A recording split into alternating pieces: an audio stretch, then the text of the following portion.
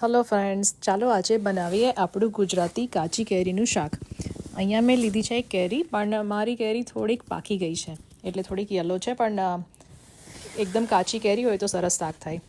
એટલે અહીંયા આપણે છોલી લઈશું કેરીને આવી રીતે. મારી કેરી તમે જુઓ છો કે થોડીક યલો છે, પણ ચાલે. એને નાના નાના પીસ કરી લેવાના આપણે પહેલાં. પછી અહીંયા ગરમ પાણી તપેલીમાં ઉકળવા મૂક્યું છે, એમાં થોડુંક મીઠું નાખવાનું. મીઠું નાખીને બરાબર પાણી ઉકળે એટલે આપણી કેરી એમાં નાખી દેવાની. પછી જ્યારે કેરી 5-1 મિનિટ જેવી બફાવા દેવી પડે, અને પછી એને છે ને કાણાવાળા ઢાંકણામાં કાઢીને પાણી કાઢી લેવાનું. કેરી સોફ્ટ થવી જોઈએ, પણ એ ચેક કરી લેવાનું. હવે બતાવી દઉં કે કયા કયા મસાલા આપણે વાપરીશું. અહીંયા છે મેથીનો પાવડર.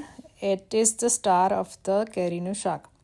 એનાથી એનો સરસ ટેસ્ટ આવે. પણ આ મેથી એકદમ થોડીક વાટેલી જોઈએ, બહુ કકરી આખા દાણા નહીં રાખવાના, થોડીક કકરી જોઈએ, અને બહુ પાવડર પણ નહીં બનાવવાનો.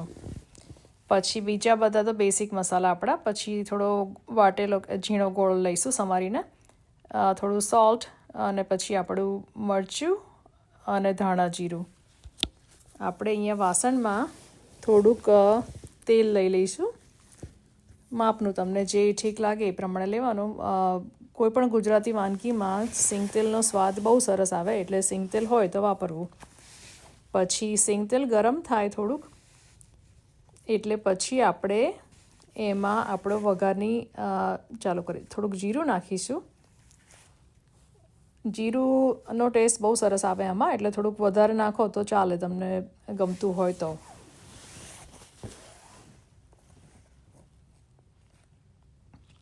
પછી જીરું થોડુંક તતડે એટલે પછી એમાં 2 સૂકા લાલ મરચાં નાખી દઈશું, અને પછી મેથીનો પાવડર, અને પછી બધું થોડી વાર સંતળાવા દેવાનું. હવે એ બધું થોડુંક શેકાઈ જાય એટલે પછી આપણે મેક શ્યોર કરવાનું કે બધું જીરું શેકાઈ ગયું છે, એટલે થોડી હિંગ નાખવાની. આમાં હિંગનો ટેસ્ટ પણ બહુ સરસ આવે છે. અને પછી ઉપર લાલ મરચું નાખીને પછી આપણી કેરી જે હતી બાફેલી એ નાખી દેવાની. આમાં બધું મિક્સ કરી લેવાનું સારી રીતે. થોડું મીઠું નાખીશું. ધાણા જીરું પણ બહુ સરસ લાગે આમાં, એટલે થોડું વધારે હોય તો સારું લાગે. થોડું મેં નાખ્યું છે અહીંયા. અને હવે ગોળનો ભૂકો નાખી દઈશું ઉપર, અને બધું સારી રીતે મિક્સ કરીને પછી એને થોડુંક ઢાંકણું બંધ કરીને ગોળ ઓગળે ત્યાં સુધી ફ્લેમ ઉપર રાખવાનું, અને વચ્ચે વચ્ચે જોતા રહેવાનું કે અંદર ગોળ ઓગળ્યો છે કે નહીં. હવે ગોળ બધો ઓગળી ગયો છે અહીંયા, અને થોડોક રસો પણ દેખાય છે, એટલે થોડુંક ચેક કરવું હોય તો કરી લેવાનું.